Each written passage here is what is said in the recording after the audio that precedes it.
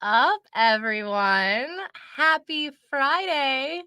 You made it again to Friday, and it's the first Friday in November, people. It's November. Are you eating Halloween candy? How much weight did you gain this week? Do you have a cavity? Let me know. I need to know all of the things. Where are you tuning in from? What's your favorite Halloween candy? Is this your first time watching the show? Tell me all of the things. Let me learn about you. As you already know, if you've been here before, I have a very special guest joining us. If you haven't been here before, thanks for tuning in. I have someone very near and dear to my heart on the show today. I got to meet Kevin Mulrane at SaaStr this year, which was so much fun. If you've never been to SaaStr, highly recommend. But I'm going to bring him on and let him tell you all about himself. But Kevin, what's up, man? What's up? Thank you for having me. This is awesome. How are you? I'm doing fantastic. I'm good. How are you? You know what? It's a Friday afternoon. I can't complain. I know. I know. We made it. We're here. We made it and we're here. The two best parts of my day, at least right now. So, all right, we have a few people tuning in. Well, everybody is joining us. It's always going to make me big first. That's what it does. It's like Lauren. Nope, not Lauren. Kevin. All right. So, tell everybody, Kevin, who is Kevin Moore? Man, this could turn into like a very deep answer, but we'll keep it top line, but we'll get deeper as we go. But hi everybody, Lauren. Thank you for having me on this. I'm honestly I'm thrilled. I'm so excited to be here. Um, a little bit about me. So currently I'm the VP of Sales at a company called BioCentury. I started my sales career in 2007, where probably for the first 6 months I hated it. I second guessed it. Like I didn't know if it was for me. And all these years later, like here I am, still in the game. And so I've I'm excited to be here and talk and share a lot of my experiences, my learnings, because I think I've learned a ton over the years, but I also think what I've learned a lot, of course, about sales tactics, approaches, team building, all this kind of great stuff. But I think one of the things that's really interesting and I think a lot about is I've learned a lot about how you can build like an amazing career in sales, where it can be really hard and sometimes it has a pretty terrible stereotype. But I've learned a lot about how to grow and build a very fun and rewarding career in sales. So excited to be here and share some of that knowledge. I love it. Well, I'm excited for you to be here and share that knowledge. And if you're watching, you heard us say this word a bunch, but go ahead and share the show. I know you know a job seeker if you are on LinkedIn who needs to hear what we are going to talk about today. There's a lot of negativity in the job market. I feel like when I talk to job seekers, and I get it, y'all. I get it. It's a hard market, and it's really hard to stay positive. So we really want to have a conversation today to not only help you get back into that positive mindset, but do some really give you some actionable tips, right? Some actionable tips that you can take away from this show and use in the next few months to really propel your job search forward. So share the show. And with that, I think we'll jump into the first topic. What do you think? Let's do it. All right. If you guys have questions, ask your questions in the chat. And the first topic we're going to talk about, and Kevin just had a little bit of a career change, so he could talk about this a little bit, but what the fuck do I really want to do now? Yeah, I love this one because this was something that I'd say probably for the last year and a half, 2 years was something I was personally going through and thinking a lot about. And so, the first thing I did, I reached out to a bunch of folks in my network and mentors, and I started just having this conversation. And I spoke to a CRO that I was introduced to, and she gave me this amazing exercise that totally like changed everything for me. Like it made things really clear. Because I think a lot of people I think like there's been so much layoffs and rifts and all this stuff, and sometimes like you go through that, and I went through like a pretty crazy thing a couple of years ago, and I was like, what do I really want to do now? Like, do I want to go back into that? Do I want to do this? So this was the exercise, and I did this, and it, again, completely changed the game for me personally. But what you do is, first of all, turn off your phone, shut down the computer, laptop, like get all the distractions away. Like go to your happy place, right? But get the distractions out of the way. And for me, I've got a huge whiteboard on my wall, and that's where I did a lot of my note taking. But get a piece of paper, get a whiteboard, something. And there's kind of like three categories of what you need to do, right? Start to write down like, what does the perfect role look like for me? And there's no limitations to this. Don't really like filter out thoughts. Like any thought that comes to mind, just write it down, right? It can be location, industry, how much money you're making, is it hybrid, remote, in office, but like just go and write down everything, just brain dump. And then the next bucket or next category is what's the absolute hell no, I'm never doing that again. Like, what do I just need to stay away from completely? And that can be parts of the job that you've hated previously, types of people, like whatever it is, right? Just write down like the absolute hell no is not doing that again type thing. And then the third one, which I thought was really interesting, and it took a lot of thought from me here, but I thought was super important, was like, what are the shitty things that like you're kind of okay putting up with if you have a lot of the really good stuff, right? And I thought that one was really important because, if you ever go like, if you ever had like multiple jobs or you move company to company, like it's never perfect, right? And the grass sometimes isn't always greener. Every company has like their warts, their challenges, their issues. And it's just kind of finding like, where's a place that you can thrive and do really well based off their reality and their circumstances. But like, there's going to be some challenges and some shitty stuff, but like, what are you able to actually like cope with and deal with and put up with a little bit that makes all the other really great stuff worth it? So that exercise for me was super enlightening, super game changing. It's a living and breathing document that you should kind of go back to every 6 months, every year. But from an exercise perspective, was so interesting for me to go through. I love that. And I always tell people, remember, if you're getting paid, it's a job. There's going to be shitty parts of your job, and that's why you make money. That's literally why you get the dollars, because you're willing to put up with some shitty shit from time to time. So if that's not something you're willing to do, I hope you have a trust fund, or you married like very rich or something, because you're gonna have to deal with some shit in your life. And that's part of life, right? Like, we get to celebrate all of our highs, but there's gonna be some lows, and you have to expect it, and you have to know, and you have to persevere through those. I talk to a lot of people who are wanting to get into the job search because they're going through some shit, and we have a conversation, and sometimes it's better to maybe go through the shit and persevere through the shit, because it's not always greener on the other side. I also tell people, if you think the grass is greener over there, it's because it's fake. And with that, I'll let Kevin take back over. Those are just Yeah, my few little nuggets. no, it's so true, right? It's so true. And I think when you're looking at companies from an external perspective, right? They especially companies that are like doing cool shit, they're growing, they're doing well. I remember going back when I was at Madison Logic, right? This is one of those companies where we were growing year after year tremendously, right? Like, we were doing so well. And I think externally, we had a lot of people that wanted to work there. We had a lot of people that want to be a part of it. Like, I think from an external perspective, like, things looked great, right? And the CEO at the time, he put this chart up. He's like, here's our revenue growth. And that's what this looks like. Because inside, it was just like this like chaos of like lines all over the place, right? And it's true. It's so true, because the external perception of companies are not always going to be exactly how things operate and work internally. And I think what I've learned over the years is, you're going to have, every person has their own unique skill sets, and every person can thrive in different types of environments. I think the easiest example is like, some people thrive in that startup environment where like no process, no direction, lots of ownership, crazy pressure, but like you get to build, you have to figure things out, you get to break shit. Like, people love that.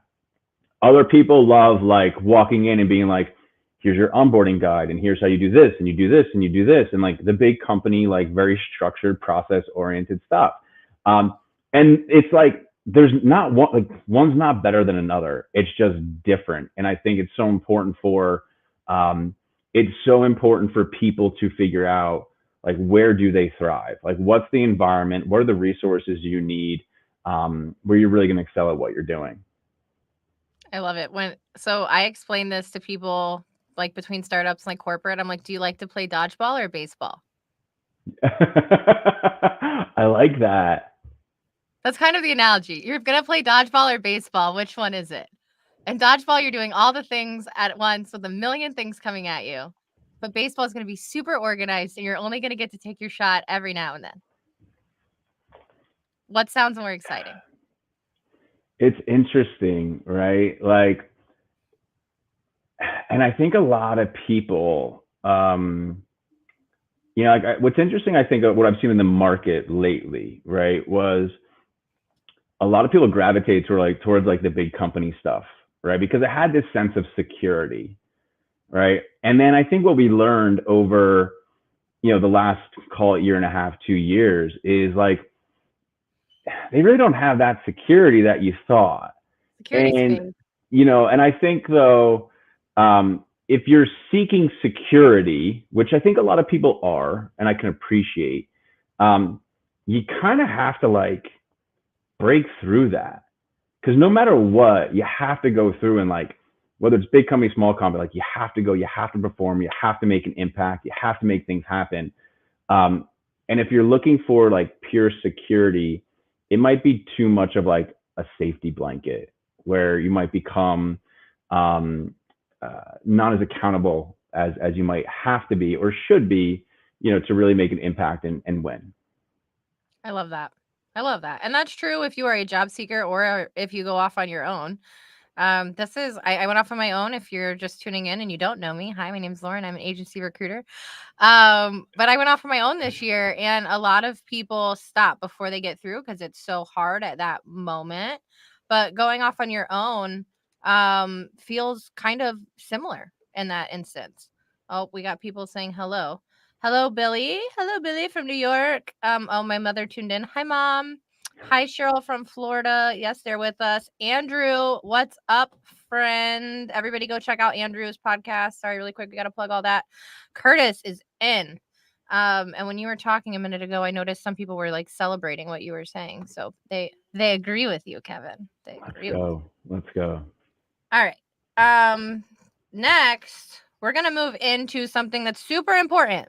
Mm, Are you ready for this? very ready. The people need to know. And you just did this. How do you stand out in a competitive market? Yeah. So I think I think this topic, we could probably talk about this topic for hours. And if anybody takes anything away from today, like this is the session, because every single post on LinkedIn that I see from people who posted a job, we got thousands of applicants, like can't get through everybody, blah, blah, blah. It's so competitive. Everyone's applying, right? And so I think, I kind of break it up into two buckets in a way, and there's probably a lot more, but for simplicity's sake, landing the interview, right? How do you get your foot in the door and get the interview? And then things that you can do during the interview process, right? So I think the first one, and some of these may sound very obvious and simple, but I think it's still important to just cover them. Standing on the interview, or to get the interview itself, like lean on your network big time, right? If somebody I know, trust, respect, anything, like Lauren, if you came to me and you're like, Kevin, I know you're hiring for this role, I know somebody that you absolutely have to talk to. Guess what? That person just got the interview, right? So lean on your network, lean on people to help break in. Don't do it completely on your own. The other thing I would suggest is you really need to stand out by showing the person that is ultimately you're going to be reporting into, maybe that person's boss's boss. You need to show them that you can do the job at a high level. And the way you do that, so I'll give you an example. If you're applying for an SDR role, cold call the VP of sales, cold call the CEO, and have your pitch on why you deserve the job, why you are the absolute best person in the world for that job, right? I'll be honest with you. I've been in sales leadership for 12, 13, 14 years, something like that. Um, Not one person has ever cold called me for an interview, ever. If someone cold called me and that was a part of your day-to-day job responsibilities, right? And someone cold called me and knocked it out of the park, man, you definitely have an interview and your stock just rose like crazy, right? So think about like what are the parts of the job that I have to do at a high level. If I started working there today, what do I have to be great at? And show that, right? Whether it's like actually cold calling, if it's a marketing campaign, right? But do the things that are part of your day-to-day job and actually think about that company. Like think about that company. How would you treat them as a prospect, right? Multi-channel outreach, using video, sending gifts, doing research, right? There's so many things that you can do that are really going to allow you to stand out. I think the other thing too is like create your highlight reel and like your cheerleading squad. So create a website, right? About me, personal achievement, like professional achievements about me personally, right?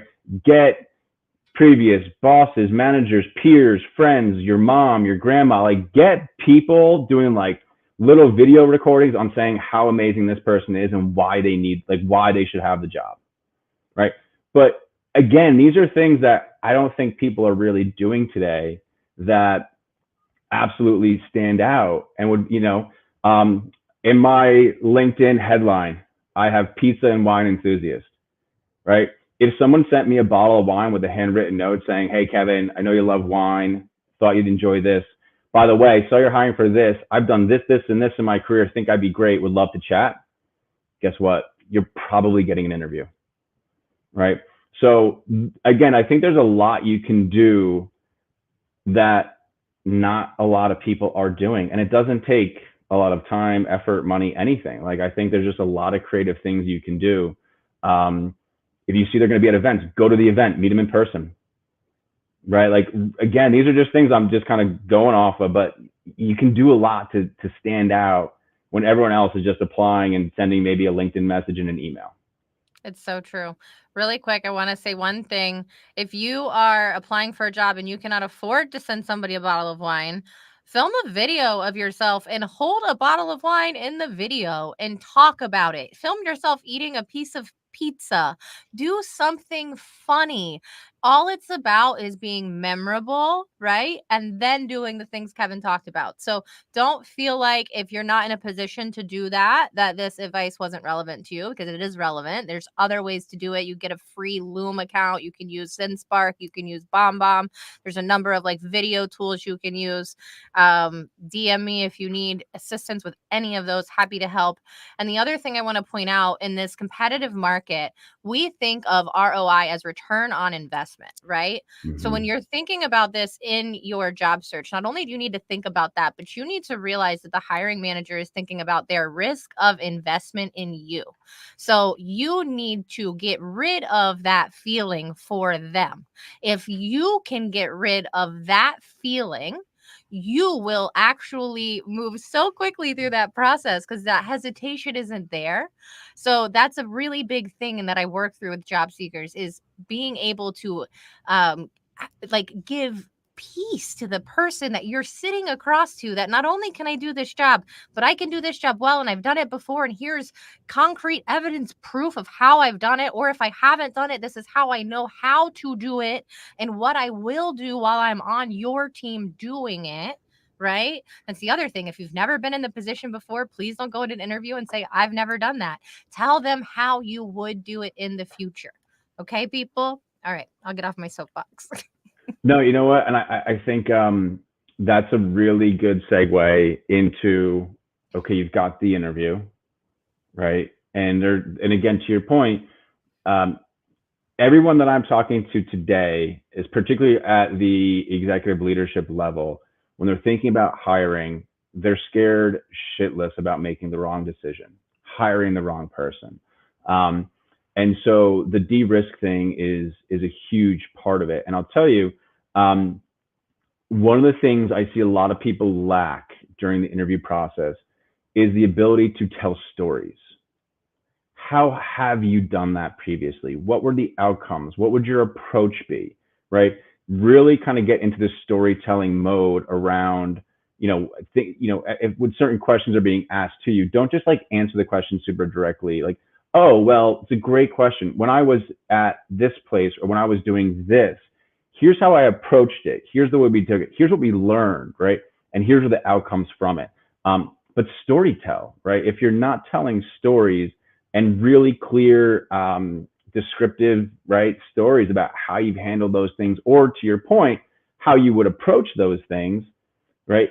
It's really, really hard for people to get a high level of confidence you can do those things at a high level. So during the interview process, storytelling is absolutely key and absolutely huge.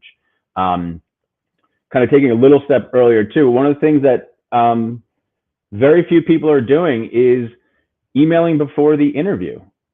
Even if it's something as simple as saying, hey, Lauren, I know we're due to speak tomorrow for the interview. Been, doing tons and tons of research on the business and on you. Super excited to talk. Wait. Right? It's just another touch point. It's just another thing people simply are not doing that is all of a sudden like this, like, oh, that was kind of nice, right? But you look buttoned up, you look prepared, right? You're showing you're doing your research. Like that is one of the things that, again, if you're interviewing for a sales job, you should be doing that to your prospects. Hey, we're going to be meeting tomorrow, right? So just think about the things you would do in your job and just do that through the process to stand out is a big one. Of course, the preparation, like it sounds so obvious, but I just feel like the preparation piece is just it just hasn't been happening the way it used to maybe. Of course, do deep research on the company, their history, what they do, who their customers are, who their competitors are, the person, right? Listen to podcasts that they're on. Listen, try and see if they're quoted or they wrote blogs or articles or mention places, but like do deep research on the person. But again, be really prepared on yourself, right? Like one question every single person is going to ask is, Lauren, tell me about yourself, right? And the same answer I hear is, I went to this school and I got a degree in this, and then I worked at this company and I did this, and then I went to that company and I did that. And it's like, cool. Tell me who you are, right? Like, tell me what makes you unique? What makes you tick? Why are you excited about this job opportunity and what the company's doing there? And how does that tie back to you and your passions and who you are as a person, right? Like the why you story and value prop, like you have to have your elevator pitch for you, right? Just like ring, ring, what company are you calling with? Who are you? Like you got to have that elevator pitch. You have to be like well prepared. It's the same thing, right?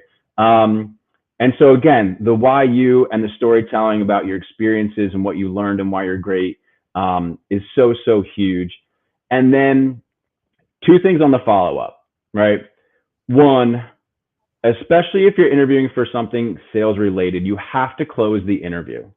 Just like in a sales process, you have to close the deal. So asking questions like, hey, Lauren, based on our conversation today, is there anything that might, give you concern that I'd be a great fit for the role? Anything that would hold you back from me moving to the next step, right? But close that, source the objections, find the reasons why you may not be a good candidate or a good fit, so that way you can overcome them. So that's a big one. Proactively offer references, right? I think this is something that very, very few people do. I did this early on in my interview process where I said, after the first interview I had with the CEO and the chairman, I said, hey, if you're curious to talk to anybody who has worked with me, who knows what I'm capable of, knows my style, my personality, here's two people that you can talk to. They'd be more than happy to chat. Boom, confidence, like de-risking, like go talk to anybody. I'm not afraid, right? Like but no one's doing that. Nobody does it, right? So it's such a huge thing to do. And then please send a follow-up email, but be thoughtful. Like I interviewed so many people over the last 12 months, never got a thank you email. Just kind of odd, but send one and be thoughtful, right? Very appreciative of their time, what you enjoyed about the conversation, why you're a great fit, right? And why you're excited for next steps. So, um, again, I could go on and on about this. I'm very passionate about it, as you can see, but I'll get off my soapbox for a minute, Lauren. What do you think? What are No, your thoughts? they're great tips. And the last job that I interviewed for, I did every single thing that you brought up, including cold calling the hiring manager. And by the way, if you don't feel like you are good at cold calling, if you're like, Lauren, I want to do that, or Kevin, I want to do that, but I don't think I'm good at it. One, YouTube University, there's a lot of resources out there for you. And I will just say that. But two, if you really don't think you know how to do it and you want some practice, 407 600 5372. My phone is right here. Don't call me while I'm live, but I will answer and I will practice with you. Do you need help with your tell me about myself pitch? You need to answer why you for that job related to that company in under 2.5 minutes. Practice that. Ring my phone. Tell me who you are, what you're about to do, and we will role play as long as I'm not on the call on a phone with someone else. Okay. Listen, I give out my number live on the show a few times. Like, it's fine. Nobody calls because you're all too scared and like you won't do the things we tell you to do. Let's be honest. That's why I get a little bit annoyed with some of you sometimes because you don't want to help you, which is the next topic. Things to do while searching, helping you help you, because y'all, you're gonna have to help yourself a little Yes. tiny bit. Okay. Yes, you can lean in your network and yes, you can do the things, but you have to be the one to do the things. You have to be the one to take action. You have to be the one to make the call. One of the things that Kevin said a minute ago, and I don't like to cut anybody off. I'm trying to get much better about that as a host. But one of the things you said is that people aren't doing nearly the research. Mhm. I believe, and you can tell me if you think I'm wrong, but I believe that's because people are now starting to rely on ChatGPT and they're getting lazy with the use of it. And they're like, I don't really have to do the research, Lauren. I can pull ChatGPT up 5 minutes before I get on this call and learn what I need to learn. And they're not actually investing the time to really dig and research. Y'all, the last person I interviewed with, I'd listened to 3 of his podcasts before we went live. I knew like what his favorite soda was, like weird stuff, because I'd done the research and I dug and I actually gave a shit. And I helped myself. So, what would you say to the people? And I know we have some questions I'll bring up in just a minute, but really quick, let's cover this. What would you say to people in how can you help yourself in this process? You know what? You just said something that I think rings so true that I didn't have necessarily prepared, but like, give a shit, right? Like, really, really, like, and again, if you're going through the motions of an interview and you're just kind of going through it, you're not excited about it, not passionate about it, like, then just don't do it, right? But like, if you're gonna go out and do it, like, really, really give a shit and really put like your best foot forward and be passionate and excited about it. But the things to do while you're searching, right? You know, I think it's a little bit different, kind of depending on your circumstance and situation. I think um, this one of my buddies did this, but he was part of a layoff, and he was very fortunate enough that he had a very generous and good severance package. But one of the things that he did, so he had a lot of time to kind of go out and interview and do all these things, but he invested in himself, right? He was taking courses that were directly correlated to his role in his profession, right? He went out, he took courses, he got certified on things, he invested in himself, right? And so I think the best thing you can do is invest in yourself, whether it's skills, courses, classes. One of the things I hear a lot of people say too, you know, uh, I talked about using, like, lean on your network, find folks in your network to help break in. They're like, well, what if you don't have a network? Start, build, start today. Like, if you don't have a network of people that can help you, start today. Reach out to people. I I mean, I do it personally, right? But I get these requests all the time, like, hey, see we're in a similar profession, see you do this, like, would love to talk shop, share stories, ideas, whatever, right? Go out there and just talk to people, right? And then the next thing you know, this person introduced you to that person. Like, Lawrence, how we got connected, right? Like, we just knew people like in the same circle, same crowd. They're like, hey, you guys should probably talk and know each other, right? jumped on a call, said what's up, and now we're doing a lot of cool stuff, right? So if you don't have a network, start. But definitely invest in yourself. Things that are going to help you professionally. Things are going to help you personally, right? Um, Go get that gym membership or start being active in doing things. Start meditating. Start like whatever is going to make you a better person moving forward, both personally and professionally. Do it. Because these are things that are going. You can again, you can pull into your story, pull into your interview process, right? Every person that I've interviewed who has been a part of a layoff or a riff, like I asked, like, what have you been doing with your spare time? And if it's just like, I'm out there interviewing, it's like, okay, right? But it's like, oh, I've been doing this, I've been learning that. I started picking up this hobby, I started learning how to do this. It doesn't always have to be so professionally based. But chase those passions, explore things. Take the opportunity to just grow and better yourself, whether it is professionally or personally, because the two things will dovetail into each other. 100%. And I went live with Rachel May on Wednesdays. It's not a show with me if I don't do a slight plug for myself. So, if you want to learn to grow your network and who you are online, sign up for the accountability group. This is a group that I run. It is 30 days of consistent posting on LinkedIn with a group of people who will support you. The prompts are provided daily. It is built for you to really figure out who you're talking to and who you're posting to. And a lot of people don't start because they don't know what to say. So this gets you beyond that point, and then we let you go. It is completely free. I will drop it in the comments. But if you want to do this and you want to grow this community and you want to figure it out, that's how I started, was posting on LinkedIn. It has 100% changed my life, and I highly, highly recommend it. All right, I'm going to bring you up. We have a question. So AP wants to know, what's up, AP? I know you sent me a voice note. I owe you a response. I am so sorry. But AP wants to know, what's something you'd recommend to folks who don't interview well? Practice, right? And I think, like, to your point earlier, Lauren, like if you're like, yeah, it'd be really awesome to cold call somebody, but I'm not good at it. Well, practice, right? And I think, whether if you have folks, friends, family members, whoever, reach out to people and just say, hey, I'm interviewing for this job. Can we role play it? Can we practice it? Can you help me craft that why me value pitch and story? Can you help me with I stumble on these questions in interviews. Can you help me figure out the best way, right? But lots of preparation and practice.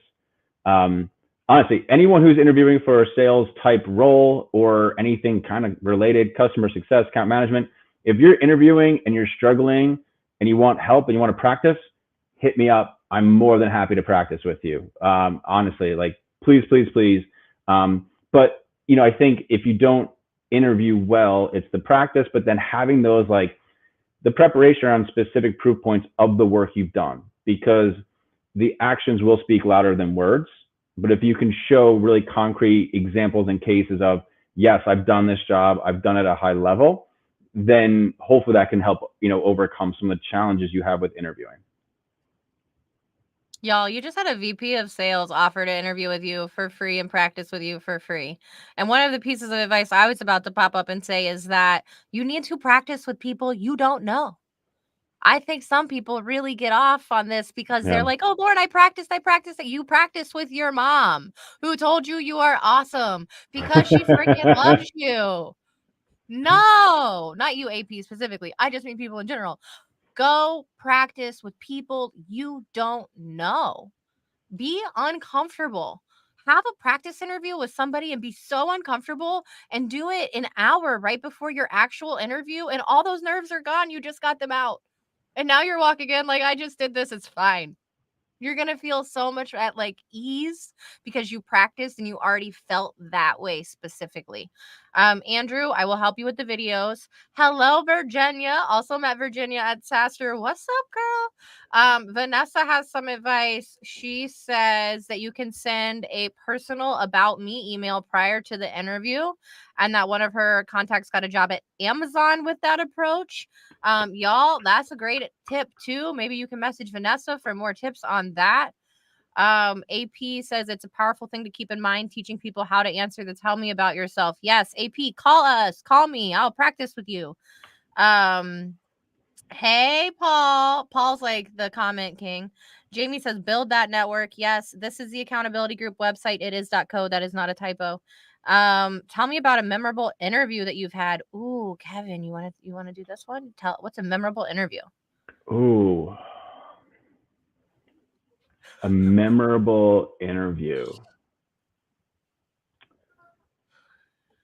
You know what? That's a really good question. I'll tell you. Okay, so now, hey, So one quick comment on that. My pause, I think, is such a reflection on how so many interviews are just the same, right? Like it really, like I try to be very thoughtful with my answers and responses, but my pause, I think, is super indicative of how a lot of interviews just feel the same. So, opportunity, do some different shit. But I'll tell you this: I interviewed somebody for an SDR job. This was back in 2016, maybe. And I remember, she's interviewing for an SDR role, and I remember asking her, like, SDR job is a really difficult job. Like, what makes you excited? Like, what's the motivation behind trying to land this job? And this is the first time I ever met her, and she went to a story around, like, I think this is a great opportunity for me to get in and break in for my sales career. I think I could be really good at it, but the reality is, in the short term, I support my sister, I support my mom. Like, I really need to find a way to go out there and succeed and make money to support my family. This was like a 23-year-old girl who has so much responsibility on her shoulders that now, of course, all the skill sets, so many things checked out in the interview process besides this one moment. But I remember being like, she's going to run through a brick wall for her family. Like, she talked about how important her family is, how it was a big responsibility, but she took that responsibility and it created motivation. She turned it into like a really positive channel of energy. I hired her as an SDR, and I remember, like, joking around, and I still believe this. And I was like, "You're gonna be my boss one day." Like, she was that impressive. Like, she was so coachable. She worked harder than everybody. Like, she just wanted to win and she wanted to succeed. When I left that company, I hired her as an AE, and she has been promoted so many times since at that company. She's doing amazing things. She's so impressive, and I'm really, really proud of her for all of that. But again, like, interviewing and hiring is really hard, particularly on the sales side. I would have placed a huge bet that she was going to be successful, for sure. Love it. One thing I want to point out that you just said, and I think this is a tip for job seekers and for hiring managers, because I know I get hiring managers and founders who watch the show. I see the analytics. I see y'all. One thing I do, because I'm a recruiter, I screen and talk to so many candidates, and I try to take really good notes, right? I have my recording software, all the things, but I film a video for myself immediately after the interview. And if you're a job seeker going through multiple interviews, you should be doing this for yourself as soon as you're done with the interview too. But I film a video to myself, and I literally, like, okay, we're done. I'm like, Lauren, you just interviewed Kevin. Kevin was great for A, B, C, and D. I'm kind of concerned Kevin might not have E, F, and G. However, this is what we're going to do. And I literally filmed myself a 30 or 45-second video about how I felt. And to your point about how all interviews feel the same, when I go back and I watch those videos, I can tell in like 0.2 seconds if I was excited about that person or not. Because it's just like, okay, you talked to so and so, it was so and so, and blah. Dude, Yep. like, I don't even want to pass you on to, like, I can tell I didn't care about you. But when I'm like sitting up in my seat and I'm so excited, I feel like that about you in my bones. You want to leave people feeling like that about you. figure that out when you're interviewing. You want people to be that excited. I can't wait to tell you or move you forward or get you to the next person. Really quick, I have to say this because my mom is here. She said that your mom will tell you if you suck. Yes, my mother will tell me if I suck. That is 100% true. I used to tell people that I felt like I was sitting at an interview table at the dinner table growing up. Like, I feel like I have great interview skills because of Ellen Rixey. Thank you, Ellen. Um, AP says he might hit you up. AP, I Please really hope do. you do. Send him a DM. Send me a DM. If Kevin doesn't answer it, I'll make sure you're happy. I'll answer it. Hit me up, man, for sure. Paul says everyone at some point was a stranger to us. Strangers have everything you want. That is true. Good show. Thanks, Dad. Dad's here too. God, got a supportive family. I love this. What I'm so excited about is like looking back at these shows in 20 years and being like, look at my parents showing up to support me. I love Yeah. that. That's amazing. That's so awesome. That's what he's here for. Love the question. Yes, keep asking them, AP. 24-year-old taking care of my parents who are in their 60s. Yeah, AP is a hustler. All right, seems similar to my story, only difference I was 17. Adversity has been the greatest gift and accelerator. Wow, Paul, way to take a hard situation and like look at it through a really positive light. You know what About though? a Like gift. that's like a really like that's super super like powerful, right? Like I think particularly depending on the role you're interviewing for and things of that nature, but like being able to share like tough things you've been through, even if it's like in your personal life, of course, like share what you're comfortable sharing, but like particularly if it's a sales type role, like perseverance, grit, like learning from tough situations, bouncing back, like these are all really important qualities. So if you can share, you know here's some of like adversity that you've been through and how you came out stronger and better and wiser, like those are the types of stories people want to hear, right? You want to try and move people, and I think if you can, of course, people are always like in the interview wanting to hear about like all the professional stuff and what you did here, but if you can pull in like who you are as a person, that's where you build like a relationship with someone. That's where you get them being like, man, I want to hire this person, not because they were at President's Club here and they hit this da da da. Like it's a mix of the two. So bring in the personal stories, make people fall in love with you. Make them fall in love with you. Like maybe not like in love, but at least like in Not heavy like. yeah In yeah heavy like. yeah a strong liking. A strong like. Okay, we have a few more topics. We only have 15 minutes left, so we're gonna get into the next one. Keep asking questions if you want. Ask your questions. We will try to cover them all. I cannot stay late today, y'all. I didn't ask Kevin if he could because I cannot. My kid has a soccer game. Everybody comment and wish Axel luck Go in the game. Axel. He's gonna kick a goal today because I don't want to hear it all weekend that he did not. Okay, we're gonna jump into mentors, the why behind the what. So we all know what a mentor is. Unless you live under a freaking rock, we know what a mentor is, right? But why? Why is this so important, right? What has this done for your career? Speak to the people. What's the why behind the what on mentors?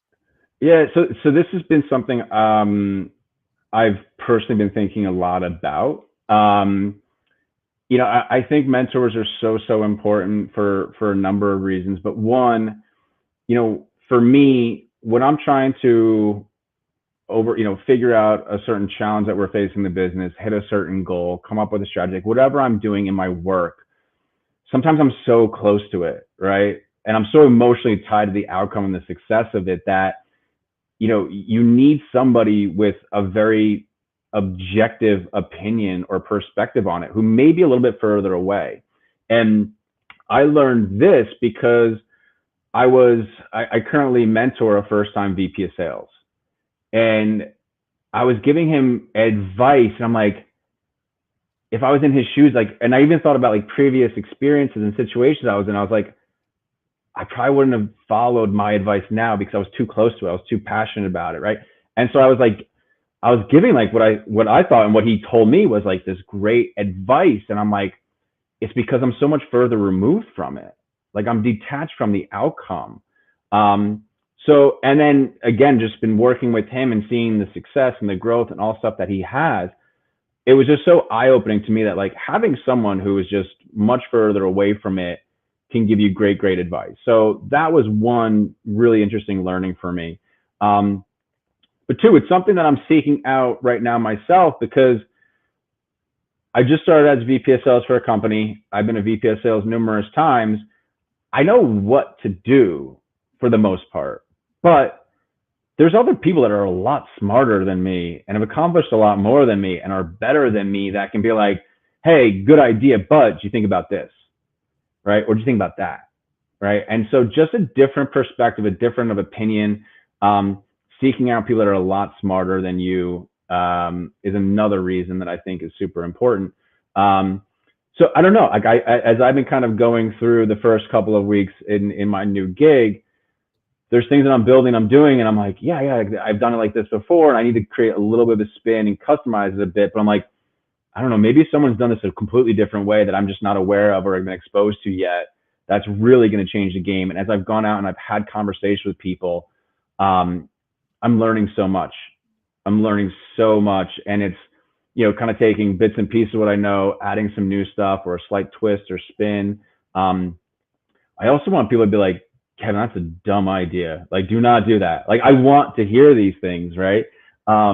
So for me, like, you're only as smart as like the people you surround yourself with.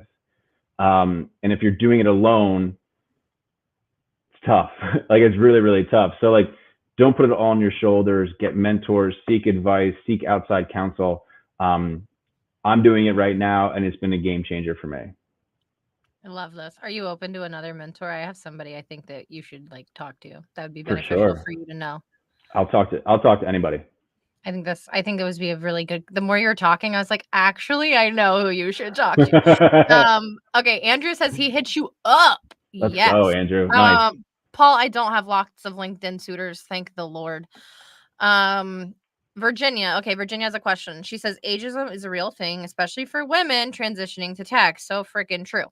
Bringing these stories of grit are one way to stand out. Do you have any other suggestions? Yeah, I mean, I think I've interviewed and I've hired a lot of people that come from the outside tech world into tech, and I think the reason, again, like it's all about reducing the risk of a hiring decision, right? And I think if you can apply stories either from previous professional lives, whether like I've hired teachers, I've hired bartenders, like people that come from outside. If you can apply like situations that you encountered in that and how it's going to apply and how you would deal with it in this new role in tech, right? It's a great thing, but really pull in like who you are as a person. And I would lean into, um, for me, what was also important, it's like when you're in tech, like it seems like a lot of companies, like everyone's kind of doing the same stuff. Like I want difference of opinion. I want somebody to come up with a new creative. Like if you're coming from the outside world, you have a fresh lens and a very unique vantage point that can be outrageously valuable for whatever company or whatever role you go for. So again, I just apply like previous work experiences that are very parallel, personal stories that the behaviors and traits align well. But I think that fresh perspective of trying new things, doing things different, seeing it with a more of a blank slate and from a completely new different vantage point, there's a lot of value that you can bring to the table with that. Love it. Okay, AP has another one.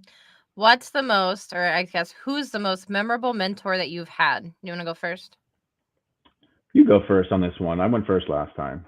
Okay. This is gonna be an interesting one for me. When I was in college, this is such a weird answer, but whatever. When I was in college, I managed a Panera bread, y'all. I managed 16-year-olds who were there for money for their nails, and their mamas would call me when they didn't like their schedules. Don't ever manage 16-year-olds. Like 10 out of 10, worst job. Don't do it. Not worst job at Panera. I mean, I did get fat because I ate all the Panera too. So yeah, I don't recommend that at all. Anyway, the director of my area came in one day because I was a young manager in college, right? First time really leading a group of people.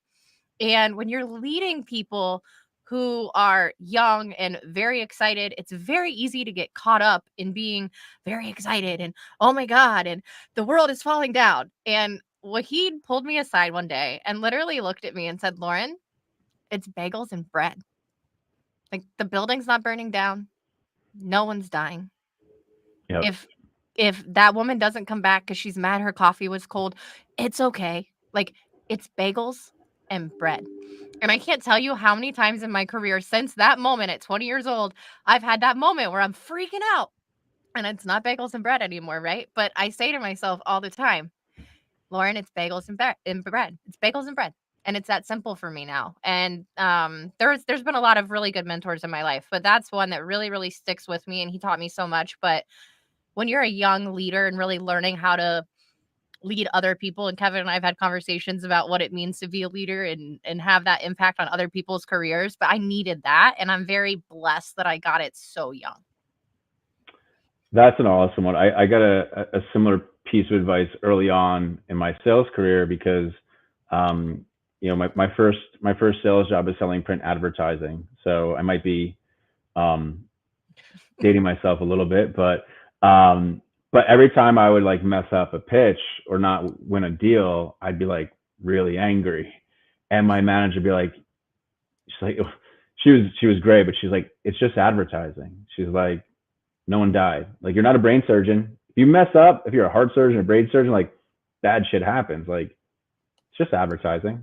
And that, so very similar, like very much changed my perspective. Um, but I think to answer the question, like the reason I think I'm seeking mentors currently, and I wish I did at such a younger age, is because like I didn't really have a lot of mentors. Like a lot of in my career, like never had great like training on like how to be a VP of sales or a sales manager. It was like, just here's the job, go do it, figure it out, right? However, I'd say like I have had a mentor in my life, someone I've known for probably about 12 years now. Um, and this person, somebody that I actually met because he was a financial advisor at Merrill Lynch, cold calling me to try and win my business and for me to become his client. Um, but over the years, we became friends. We learned a lot about each other, our families, our history, our past, and this person has such a unique and incredible story and has opened my eyes up to just all things in life, and is giving me different perspectives on things. And so, he's somebody that I need advice on something bad, like I can call and he's there and will talk to me about anything in the world. So, definitely like, again, seeking a lot, because I think in my most of my career, I was never really taught how to do something the right way. I learned because it was like, man, that manager or that leader sucks. Like, don't do that. All right. Like, I learned a lot about what not to do from others. But no, I think, but again, it's why I think I'm so hot to trot on mentors at the moment. Isn't it so funny how also like the really poor leaders stick out too? Like how we learned so much of who not to be from those people.